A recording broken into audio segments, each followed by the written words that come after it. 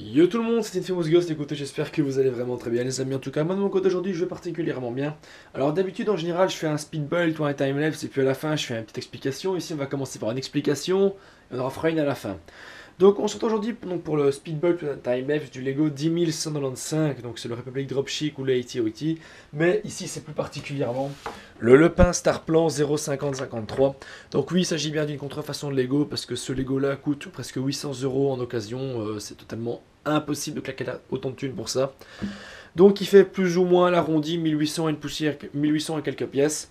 Donc on a le dropship qui est ici, l'AT-OT, et ce set est compatible avec l'ATTE, donc le truc à 6 pattes de 2007 ou 2006 que je l'ai sur mon étagère, je le mettrai tout à l'heure avec le timelapse. Donc concrètement, on a 8 clones qui sont inclus, 2 pilotes et 6 clones normaux. Et puis moi j'ai rajouté 10 clones en plus, puisqu'il y a 16 places là-dedans. Donc il y aura de quoi faire un petit peu, de quoi bien le remplir. Donc j'ai préalablement trié les pièces, puisque comme vous savez, chez Lepin, donc la première marque concurrente chez de Lego, il n'y a pas de sachet numéroté, à l'exception de pour quelques grosses boîtes, telles que le Venator par exemple, que j'ai monté. Vous ne voyez pas encore le timelapse du Venator, tout simplement parce qu'il me manque des pièces que j'ai dû commander donc chez Lego. Alors oui, c'est un truc de fou, on va compléter un Lepin avec des Lego, mais bon bref. Et donc voilà, donc écoutez, moi je vous souhaite un bon visionnage. Donc j'ai essayé de faire pour le mieux au niveau du cadrage, donc de cadrer comme ceci, sur mon bureau. Donc là j'ai trié les pièces pendant une petite heure, histoire d'avoir plus facile. Et sur ce, je vous dis, allez, bon visionnage les amis.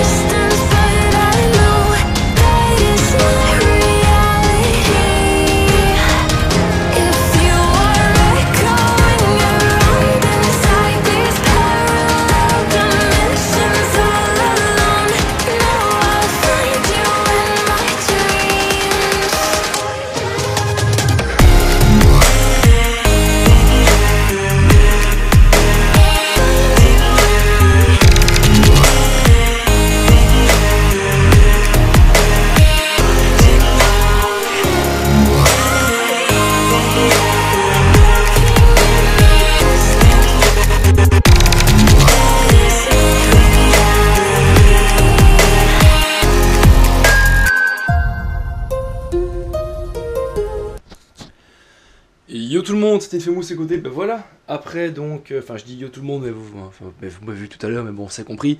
Vu qu'on a un jour différent, je dis bonjour. Donc bref, voilà ici donc après 4h30 de timelapse, enfin de construction plutôt intensive, mais vraiment amusante. Le Lego 10195, donc le Republic Dropship avec l'AT-OT, ou en français ATOT, c'est All Terrain Open Transport, donc transport ouvert, tout terrain. Mais ici c'est réellement, c'est le Lepin Starplan 05053.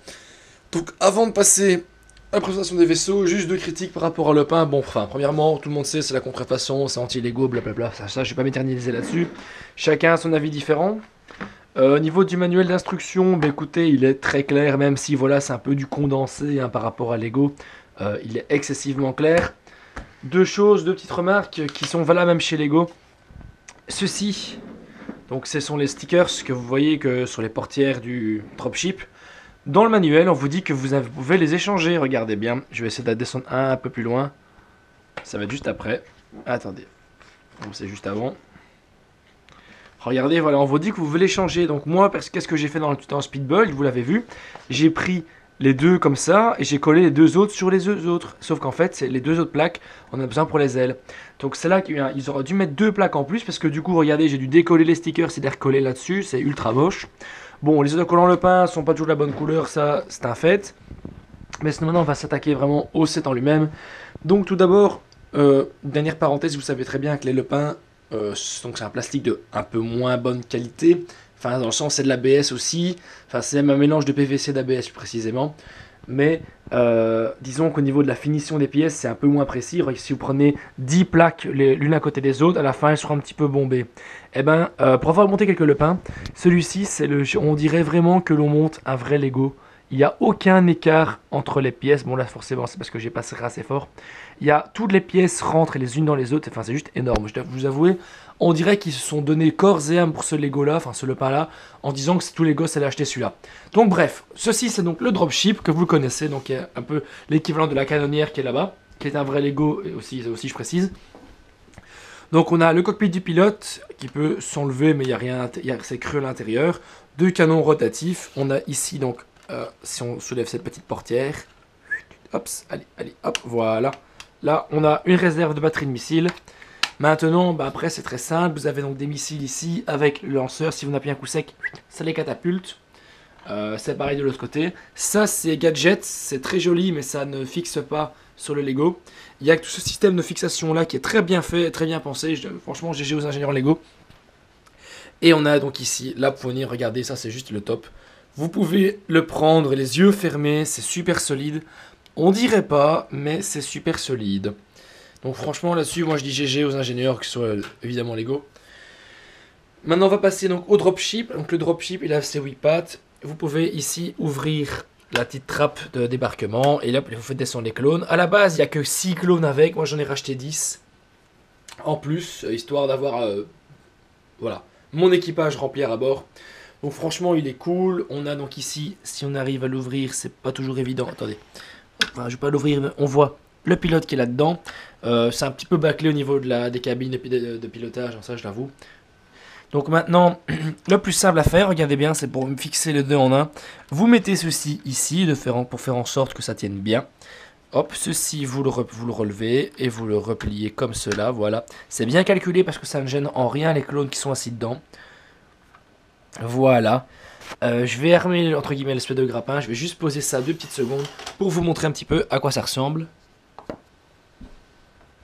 Donc ici on arme entre guillemets le grappin, c'est pas très français, c'est pas vraiment armé mais bon voilà. Donc voilà, on a mis ça comme ça, on vient le chercher le truc là, et là c'est un jeu d'adresse. J'ai raté mon coup, parce que le grappin a mal pris. Bon ça tient quand même mais ça pourrait tenir mieux. Donc attendez, on va recommencer. C'est un véritable calvaire en fait, parce que ce système de fixation il est très bien mais il a ses petits défauts aussi, donc on va attendre 2 petites secondes.